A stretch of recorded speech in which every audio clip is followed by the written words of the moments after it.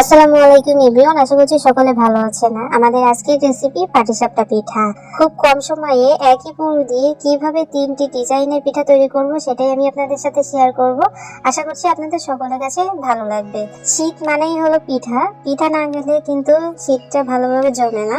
আর এখন যেহেতু পুরো দেশে প্রচন্ড আকারে শীত, তো পাটিসাপটা পিঠা কিন্তু আপনারা খেতেই পারেন। আর পাটিসাপটা পিঠা কিন্তু একটা বিখ্যাত পিঠা, এটা কিন্তু সবাই খায়। তো আশা করছি আপনাদের সকলের কাছে ভালো লাগবে আমার আজকের সহজ রেসিপি। তো কথা না বাড়িয়ে চলুন দেখে আসি আমি একই পুর দিয়ে কিভাবে 3 ধরনের পিঠা তৈরি করব বা ডিজাইনের পিঠা তৈরি করব।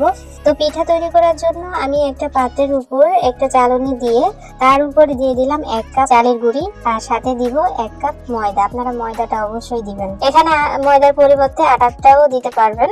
এখন খুব সুন্দর করে ময়দা আর হলো চালের গুঁড়িটা টেলে টেলে নেওয়ার কারণ হচ্ছে ভিতরে অনেক ময়দা থাকতে পারে, এজন্য আপনারা অবশ্যই একটু টেলে নেওয়ার চেষ্টা করবেন। তারপর এখানে দিয়ে দিব 1 চামচ লবণ, তারপর এখানে দিয়ে দিব মিষ্টির জন্য বা কালারের জন্য একটু গুড়। আপনারা চাইলে আরেকটু বেশি করে দিতে পারেন, আমি অল্প করে দিলাম। গুড় দিয়ে এখন খুব সুন্দরভাবে একটু মিশিয়ে নিব। মিশানো হয়ে গেলে এখানে আমি পানি দিয়ে একটা বেটার তৈরি করে নেব। আর পানিটা অবশ্যই কিন্তু হালকা কুসুম গরম পানি হতে হবে।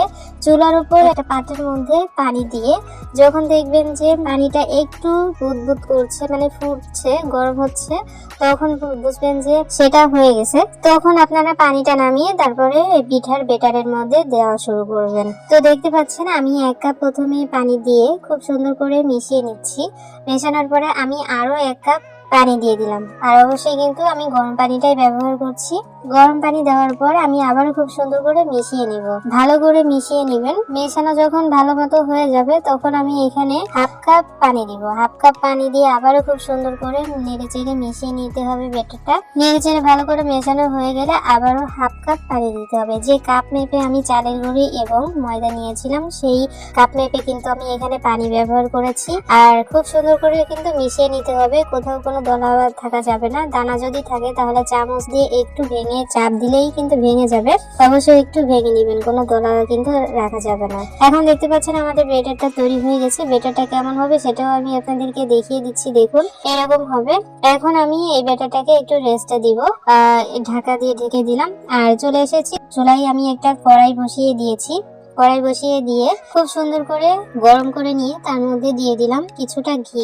ঘিটা যখন ভালো মতো গরম হয়ে যাবে তখন এখানে দিয়ে দিব 1/2 কাপ সুজি। সুজি দিয়ে আমি একটু নেড়ে চেড়ে নিব। নেড়ে চেড়ে নেওয়ার পর তারপর 1/2 কাপ দিয়ে দিলাম, আমরা সবসময় যে বাদাম খাই, চীনা বাদাম, সেই বাদামের গুঁড়োটা আমি এখানে ব্যবহার করেছি। বাদামটা দিলে আমাদের পিঠা খেতে কিন্তু অসম্ভব মজা হবে। তো আমি একটু নেড়ে চেড়ে নিব। প্রায় 5-7 মিনিট অল্প আছে সুজি আর বাদামটাকে ভেজে নিব। আমাদের সুজিটা যখন ভাজা হয়ে যাবে তখন এখানে দিয়ে দিব 1 কাপ দুধ। আর দুধটা কিন্তু আমি আগে থেকেই জাল করে নিয়েছি। 1 কাপ দুধ দেওয়ার পর একটু নেড়ে চেড়ে আমি আবারও আর 1 কাপ দুধ দিয়ে দিব। দুধ দিয়ে খুব সুন্দর করে নেড়ে চেড়ে নিতে হবে। 2 কাপ দুধ দেওয়ার পর ভালো মতো নেড়ে চেড়ে নেওয়ার পর আবারও আমি আর 1 কাপ দুধ দিয়ে দিলাম। দিয়ে আবারও খুব সুন্দর করে সুজিটাকে রান্না করে নিতে হবে। আমি এখানে জাল করা দুধ নিয়েছি, এই জন্য আমি অল্প অল্প করে কিন্তু দুধ দিচ্ছি আর একটু নেড়ে চেড়ে দেখছি যে আমার কতটুকু দুধের প্রয়োজন। তো 1/2 কাপ সুজির জন্য কিন্তু আমার 3 কাপ দুধই যথেষ্ট।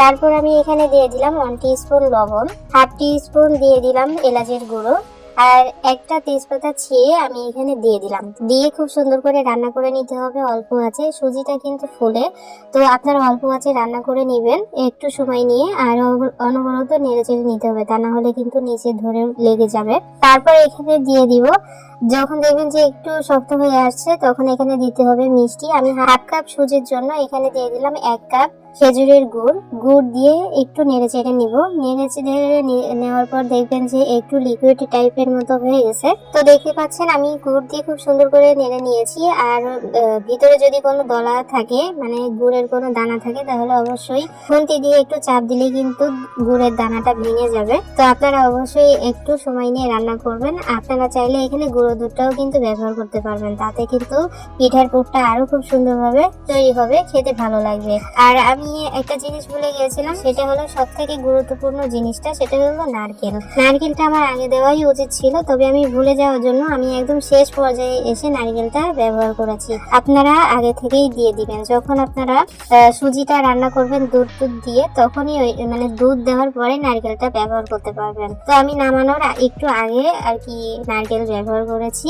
হাফ কাপ সুজির জন্য হাফ কাপ নারকেল ব্যবহার করেছি। তো আমার পুরটা রেডি হয়ে গেছে, দেখতে পাচ্ছেন। আর এইভাবেই আমি রেখে দিব। এই পুরটা যখন ঠান্ডা হয়ে যাবে তখন কিন্তু আরো অনেক শক্ত হয়ে যাবে, এরকম লিকুইড কিন্তু থাকবে না। তো আমি নামিয়ে নিচ্ছি। এখন চলে এসেছি পিঠার বেটারের এখানে। তো দেখতে পাচ্ছেন আমি পিঠার বেটারটা দেখিয়ে দিচ্ছি। রেস্ট হওয়ার পর আমার পিঠার বেটারটা কেমন হয়েছে, একদম পারফেক্ট একটা বেটার আমি কিন্তু তৈরি করে নিয়েছি। তো এরকম হবে পিঠার বেটারটা।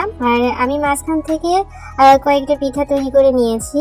আমি প্যানের মধ্যে আগে কিছুটা তেল আমি একটু ব্রাশ করে নিয়েছি। আপনারা চাইলে ব্রাশ অথবা টিস্যু পেপার দিয়ে একটু মুছে নিতে পারেন। আমি একটা বেগুনের যে ডাটা আছে সেটা দিয়ে আমি একটু প্যানটাকে মুছে নিয়ে তারপরে প্রত্যেকটা পিঠা তৈরি করে নিচ্ছিলাম, পিঠার বেটারটা তৈরি করে নিচ্ছিলাম। পিঠার বেটারটা তৈরি না হলে কিন্তু পিঠাও দেখতে ভালো লাগবে না, আর খেতেও কিন্তু ভালো লাগবে না। প্রত্যেকবার আমি এরকম করে মুছে নিব, তারপর আমি পিঠার বেটার এখানে দিয়ে দিব। পিঠার বেটার দিয়ে খুব সুন্দর করে প্যানটাকে ঘুরিয়ে নিতে হবে। আর আমি নিজে যেহেতু ক্যামেরাম্যান, আমার ক্যামেরাম্যান নাই, এই জন্য আমি আপনাদেরকে ওরকম ভালোভাবে দেখাতে পারছি না। প্যানের মধ্যে বেটারটা দেওয়ার সঙ্গে সঙ্গে হাত দিয়ে এই প্যানটাকে একটু ঘুরিয়ে নিতে হবে, তাহলে কিন্তু খুব সুন্দর একটা পিঠার রুটিটা তৈরি হয়ে যাবে। আশা করি আপনারা বুঝতে পারছেন আমি কি বলতে চাচ্ছি, একটু বুঝে নেবেন। আমি দেখাতে পারছি না এরকম ভাবে, তার জন্য আন্তরিকভাবে দুঃখিত। তবে আপনারা চামচ দিয়েও কিন্তু খুব সুন্দর করে নিতে পারেন। আমি আপনাদেরকে আরেকটা কথা বলে দিই, সেটা হচ্ছে চুলা থেকে প্যানটা নামিয়ে তার মধ্যে পিঠার বেটারটা দিয়ে একটু ঘুরিয়ে নিলেই কিন্তু হবে, তাহলে কিন্তু খুব সুন্দরভাবে গোল হবে এবং পিঠার রুটিটা খুবই পাতলা হবে। যাই হোক, তো পিঠার রুটিটা কিন্তু অলরেডি হয়ে গেছে, দেখতেই পাচ্ছেন আপনারা। এখন আমি এখানে দিয়ে দিব পুরটা দিয়ে আমি এরকম ভাবে ফুল করে নিব, মানে পিঠা সাপটা যেরকম হয় সেরকম আর কি করে নিব। তো দেখতে পাচ্ছেন আমি কি করে করছি, অবশ্যই একটু লক্ষ্য রাখবেন। তো দেখতে দেখতে আমাদের একটা পিঠা হয়ে গেছে। আমি আপনাদেরকে আরেকটা পিঠা দেখিয়ে দিচ্ছি। এখন দেখিয়ে দিচ্ছি একটা কালারফুল পিঠা। গুড়ের যে আমি বেটারটা তৈরি করেছিলাম তার মধ্যে আমি একটু রেড ফুড কালার দিয়েছিলাম, যেটা আমি অফ ক্যামেরায় আর কি দেখছিলাম যে আসলে হয় কিনা। তো আমি আপনাদেরকে দেখিয়ে দিলাম যে এই পিঠাটাও কিন্তু সুন্দর হয়েছে। আপনারা পিঠা গুড়ের যে বেটারটা তৈরি করেছেন সেই বেটারের মধ্যেও কিন্তু কালার দিয়ে আপনারা এরকম ডিজাইন করে পিঠা তৈরি করে নিতে পারেন। তো আমি একটা দেখিয়ে দিলাম। তো আমার পাটিসাপটা পিঠা কিন্তু হয়ে গেছে। এখন আমি আপনাদেরকে দেখিয়ে দিব আরেকটা অন্য মানে ভিন্ন ডিজাইনের পিঠা।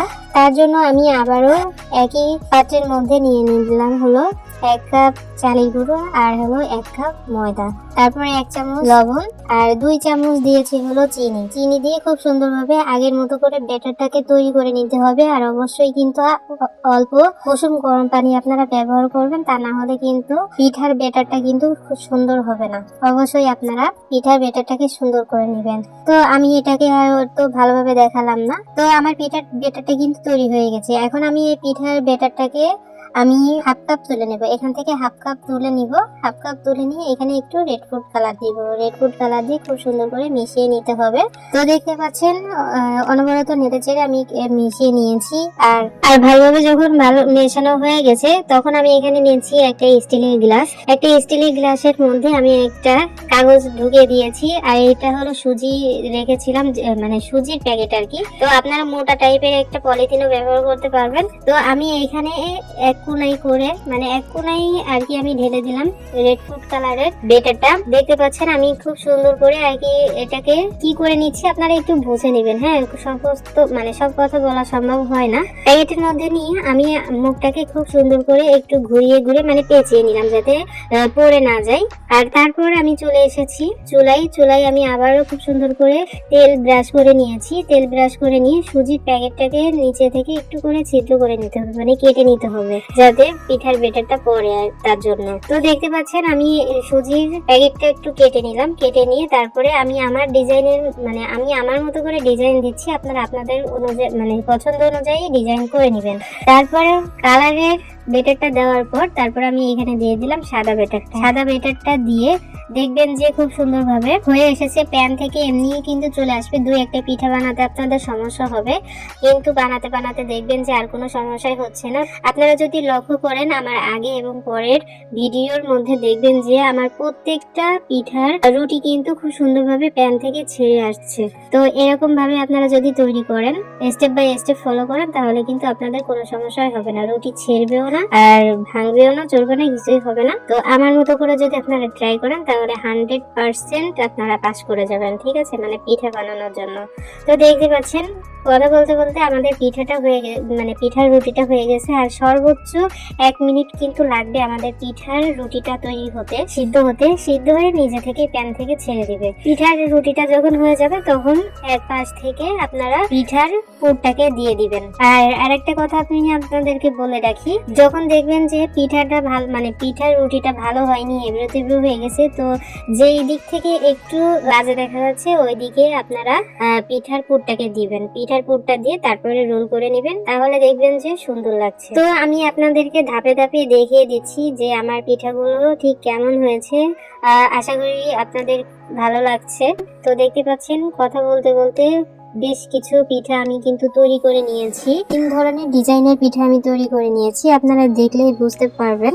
যারা বুঝতে পারছেন না বা পারবেন না, অবশ্যই আগে একটু টেনে টুনে দেখে আসবেন, তাহলে কিন্তু বুঝতে পারবেন। তো আমি ধাপে ধাপে প্রত্যেকটা পিঠা তৈরি করে আমি আপনাদেরকে পরিবেশন করে দেখিয়ে দিচ্ছি যে আমার পিঠা কেমন হয়েছে। একটা পিঠা আমি আপনাদের মাঝে ভেঙে শেয়ারও করে দেখিয়ে দিচ্ছি যে আমার পিঠার ভিতরে কেমন হয়েছে। পুরে ভরপুর পাটিসাপটা পিঠা। আশা করি আপনাদের সকলের কাছে ভালো লেগেছে। একই পুর দিয়ে অল্প সময়ে আমি 3 ধরনের পিঠা তৈরি করে দেখালাম। কেমন লাগলো অবশ্যই লাইক কমেন্টস করে জানিয়ে যাবেন, পারলে বন্ধুদের মাঝে শেয়ার করে দিবেন। ফাইনালি আমাদের আজকের পিঠা রেসিপি এতটুকুই। সবাই অনেক ভালো থাকবেন, সুস্থ থাকবেন। আমাদের পরবর্তী ভিডিও দেখার আমন্ত্রণ জানিয়ে আজ এখানে বিদায় নিচ্ছি। আল্লাহ হাফেজ।